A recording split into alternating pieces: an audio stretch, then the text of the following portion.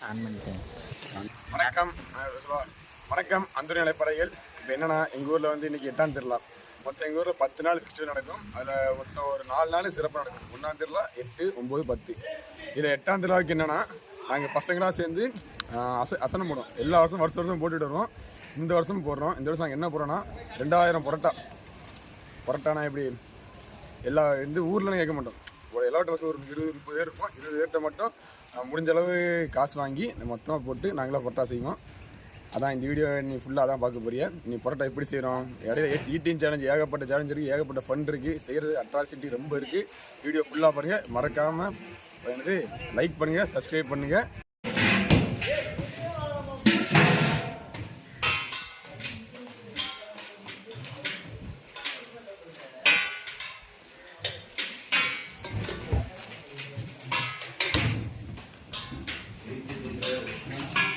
Perfect.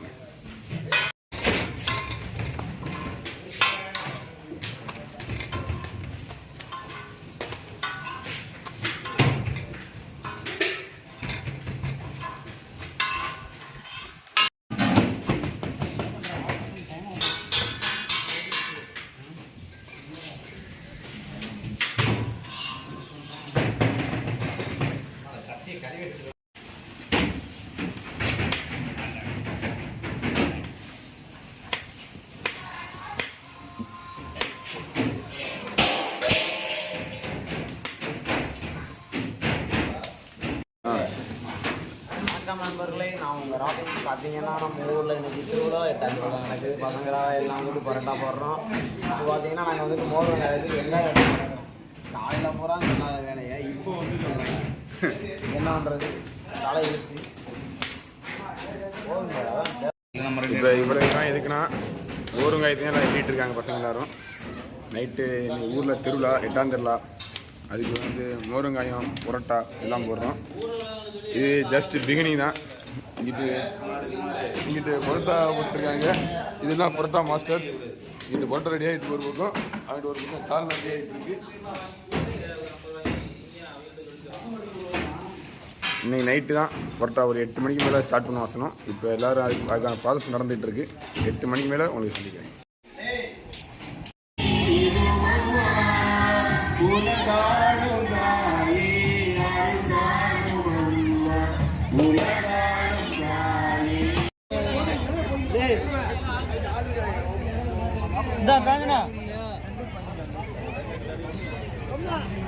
பசி வேற கொடுமையா இருக்குடா. பசி கொடுமை. ஒரு பொருட்டா தாங்கடா. சும்மா சும்மா கொடுக்காத. இங்க இருந்தா யாரும் கொடுக்காத.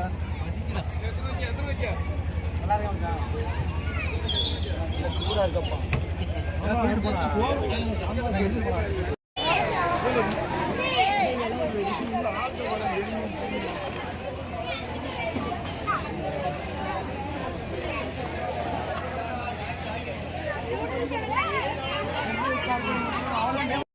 வணக்கம்.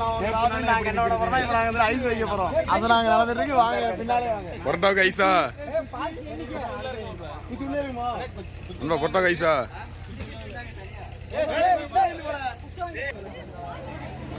நீ போன நான் பார்த்துக்கிறேன். என்னோட எப்படிலாம் இருக்கு? அப்படி பேசி போல இல்லையே.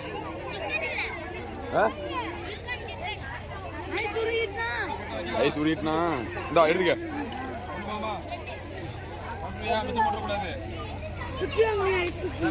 வேற இருக்கு.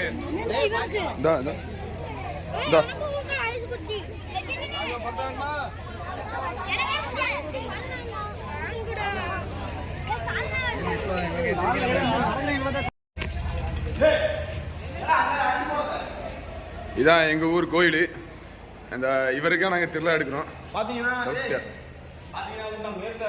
சும்மா பார்த்துட்டு இப்போ வந்துட்டு வேற வைக்க ஆள் இல்லைன்றதுனால என்னை எடுத்து சொல்லிட்டாங்க. நான் இப்போ எடுத்து போயிட்டு இருக்கேன். வேமா வாங்க.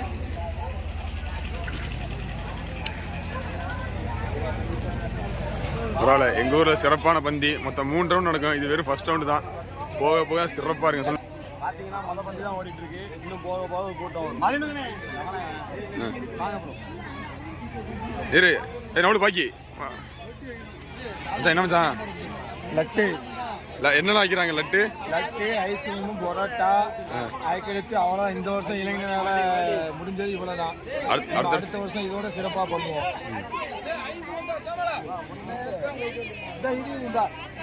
எனக்கு பிடிக்காத வந்து அந்த கட்ட வண்டி தான்.